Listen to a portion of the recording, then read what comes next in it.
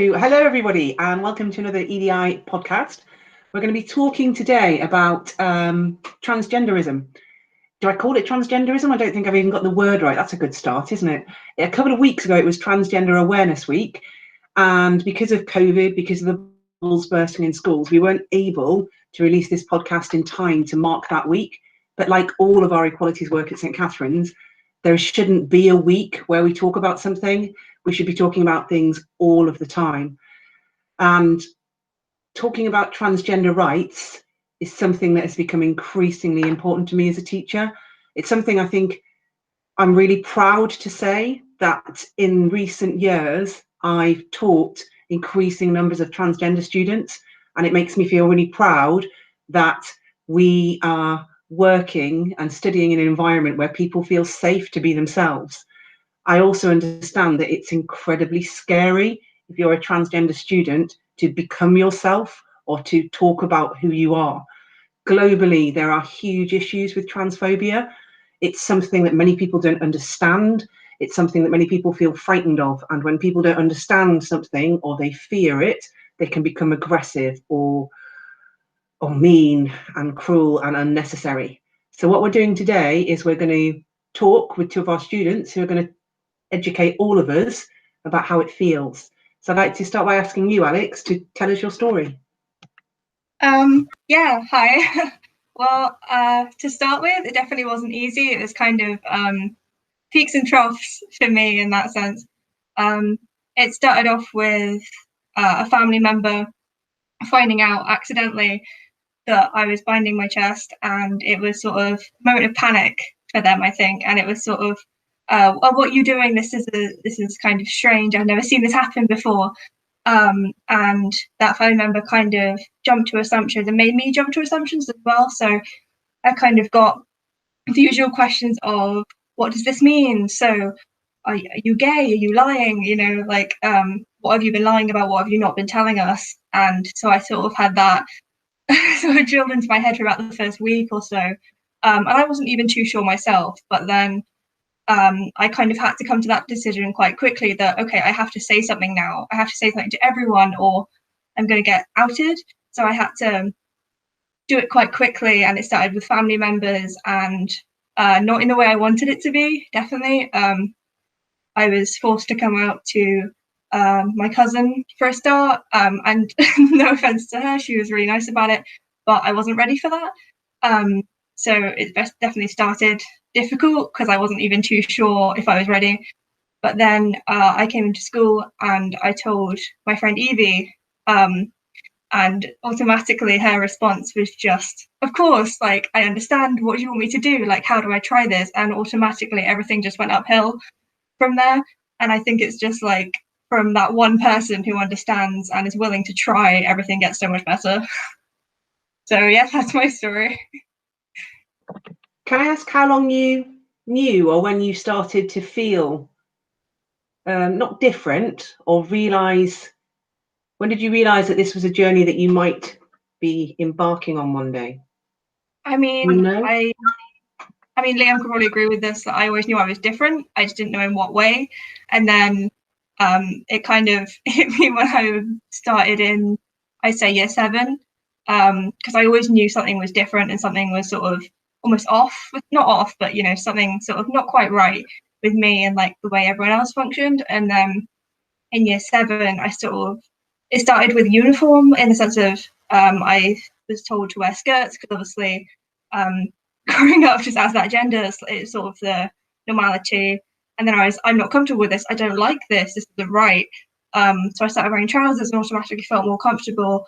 And then it was my hair, realizing that none of the haircuts I ever had felt right. And it wasn't because they were bad haircuts or anything. It just, like, I didn't like having that sort of automatic girly stereotype hair of, you know, fringe and like long sides and stuff like that. So then I cut my hair and everything felt better. And it's just sort of that realization of, okay, this is me. And then a lot of research and realizing the label that finally fit. And it's like everything sort of clicked into place. So end of year 7, I'd say. Thank you. Sorry, I realised I had my mic off. Thank you for sharing that. and so positively and hopefully. And I love how you said that actually the first thing you did was, well, I need to educate myself, I need to find out more, and I need to own my truth and my narrative. Liam, would you like to share your story now? Yeah, it was pretty much, I've always sort of known since primary school. That was sort of when it's first kind of realised. Because I remember playing around like the playground going, I should be a boy. But then I think I told like my parents and they didn't react too well. So I sort of was like, oh, I can't do that. And so I sort of said, no, I'll, stay as what I was supposed to, like as a girl and things. But then I think it was like start of year 11 maybe. And then I watched a YouTube video and I identified with what the trans person was saying. And then I realized all of the terminology, what he was experiencing. And then I realized that was what I've been feeling for years. That was what I was. And so I've sort of been out for nearly 3 years.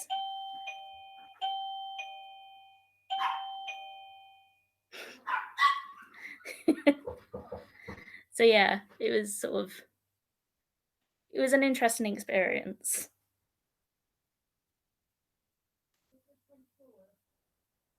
I'd have to go open the front door, hang on.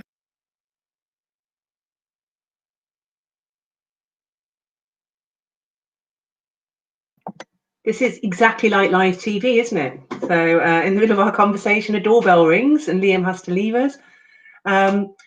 While we wait for Liam to come back, Miss Hussey, did you want to ask Alex the questions that you were interested in? So some of you, because Miss Hussey is new in our school, might not know that she is our new PSHE and citizenship lead, and she's hugely passionate about equality, diversity and inclusion, and she's really keen, even before she officially started working at St Katharine's, she was meeting with students and wanting to find out and hear from you what you would like us to talk about in lessons. I'll pass over to you, Miss.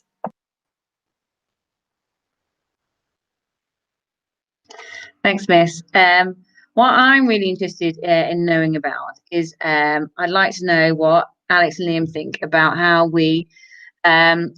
transgender issues and education about trans things are currently done in school. What do you think about it? And what do you think we could do differently? And what do we still need to improve on?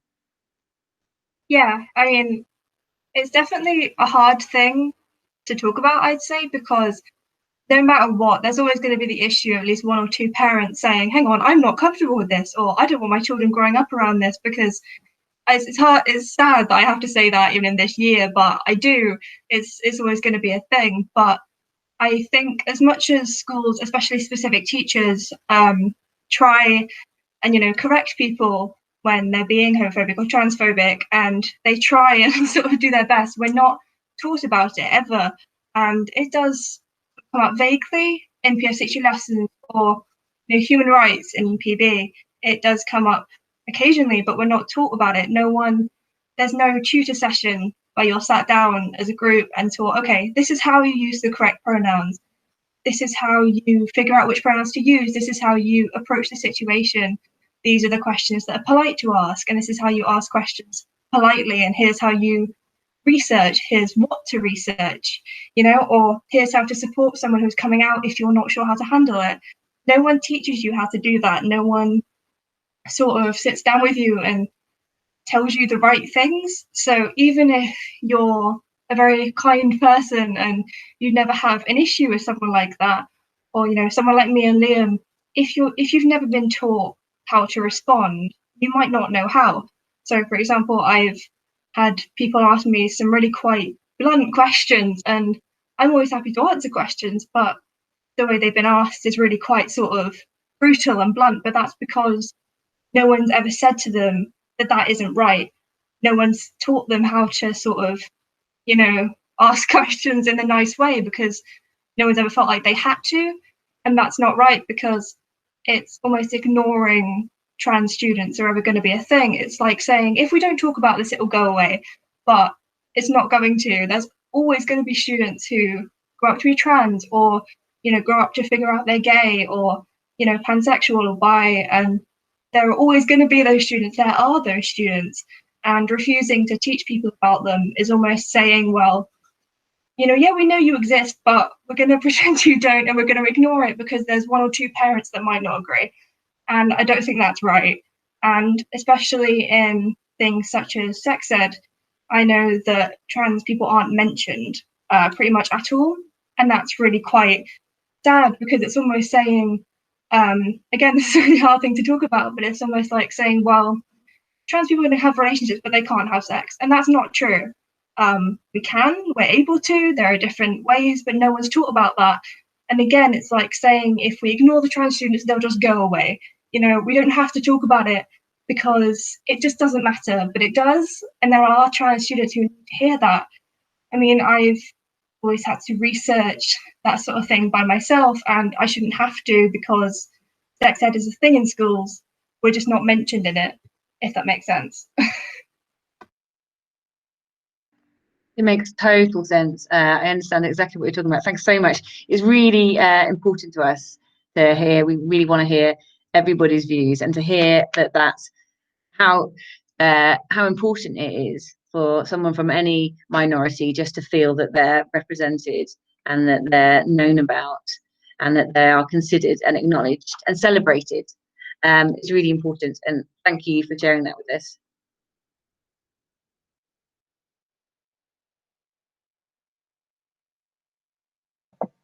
Welcome back, Liam. We were saying it's pretty much like live TV, that you just suddenly had to disappear.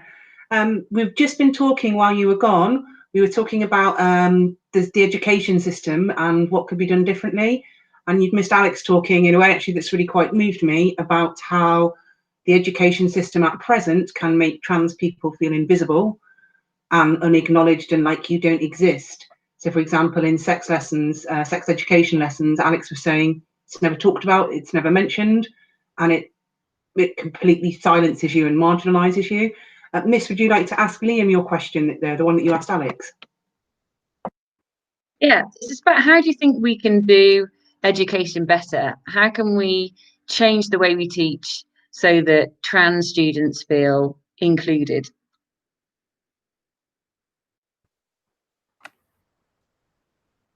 I think making it more known, like normalize it, because it's very difficult. And it's also, as well, it's gender is so much more different than anything really. There's ways you can express yourself.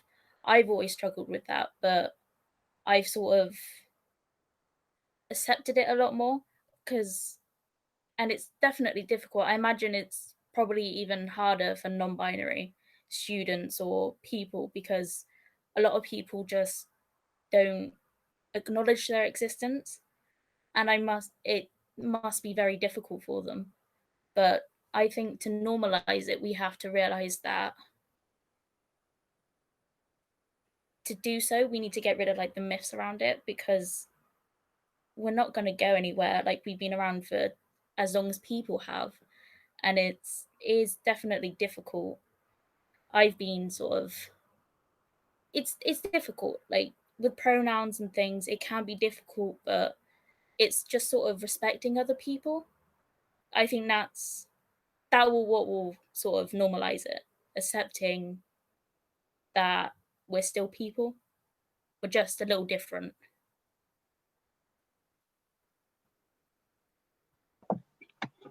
Thank you so much. It reminds me of something that Nana in Year 11 said in a podcast last year. And he said that in our school community, what he really hoped for was that people just treat each other as people, as humans. And I completely agree. And I think you echoing that sentiment is really, really powerful. One of the things I thought, and I talked about this with Alex before we made this podcast, I mentioned it to you in a lesson, was for me as a teacher, talking about this feels more frightening and risky, because I know how at risk transgender people are within the wider society. So some of the statistics in the United States particularly are terrifying.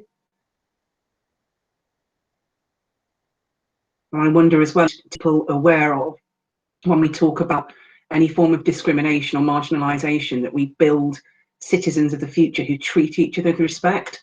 I think that's an important thing too.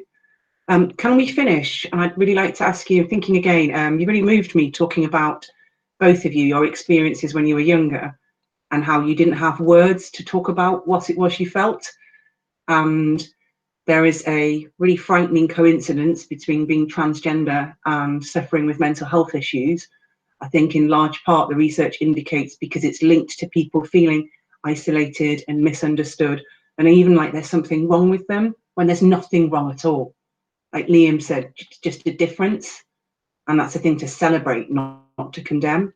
So what would your advice be to anybody in our community, or anybody anywhere in the world, in fact, who might be feeling some of those things that you guys once felt? Okay,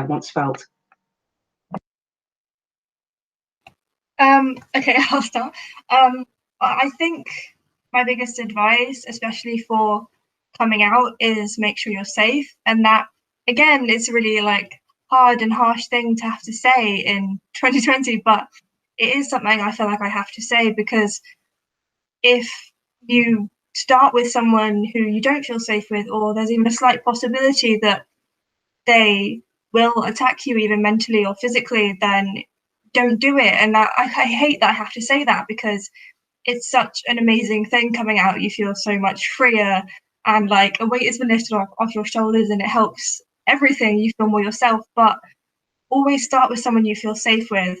So the first person I told, actually told, was Evie, and she's never been my best friend. We've never, she wasn't ever my sort of closest friend in the world, but she's incredibly sweet and really understanding. And as soon as I told her, everything felt really so much better. And that's kind of one of the biggest bits of advice I can give, is that it doesn't have to be your best friend or your favorite teacher in the world, or even, the person in your family who you spend the most time with. It's just who you feel safest with and who you feel will understand and listen to you.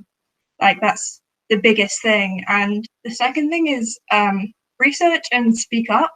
And what I mean by research is you don't necessarily have to label yourself to everyone, especially if you're only just sort of figuring out, I'm a bit different. But for me, one of the biggest things that helped was looking things up. So I looked up, I literally Googled sort of, dysphoria, or different types of sexualities and what they mean, that sort of thing. And that sort of gave me that clarity of, there's a label for what I am.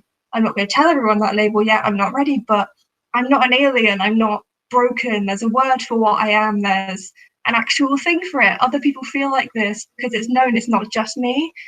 And I think that's a really important thing to do, especially if you're feeling sort of alienated. Like Liam said, watch videos, look things up, even look on Wikipedia if you have to, like, just sort of get an idea of what you might be or what you might identify with, because it does make you feel so much better.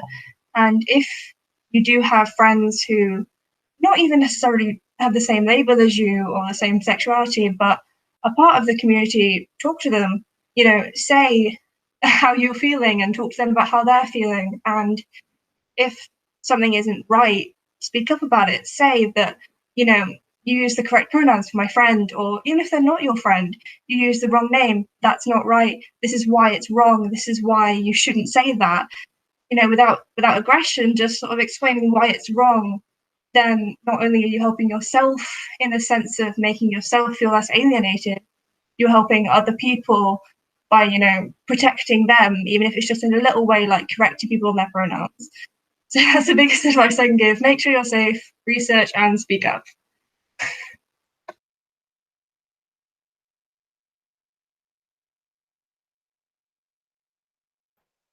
I mean, I think it's the same. It's just sort of, making sure you are safe. I came out to another friend who was LGBT, and I knew I would be safe because they've gone through different struggles, but they could still relate to it. And it was difficult because I didn't at the time really know what the correct label to use was, but I sort of worked through it, and it's just sort of taking your own time. It doesn't matter what other people think. It's do it do it when you're ready. Or if you're forced to do it where you can be as safe as possible.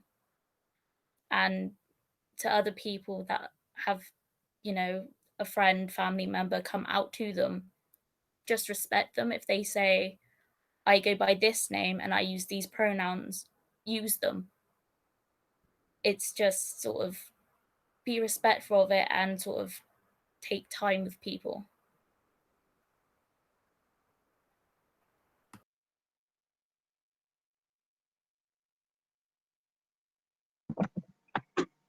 I do really feel quite emotional. Thank you so much for sharing and for being brave and for opening up and for giving words of encouragement to others. And I think across the world, in terms of championing LGBT rights and the rights of anybody who is marginalised or oppressed, your message is clear, which is to stand out, to speak up, to give a voice and to give support. And actually, you've made my heart go all fuzzy and warm, because it reminds me of how wonderful humanity can be when it is kind and thoughtful and considerate to others. So thank you very much. So we'll leave it there then, guys, yeah? Bye-bye.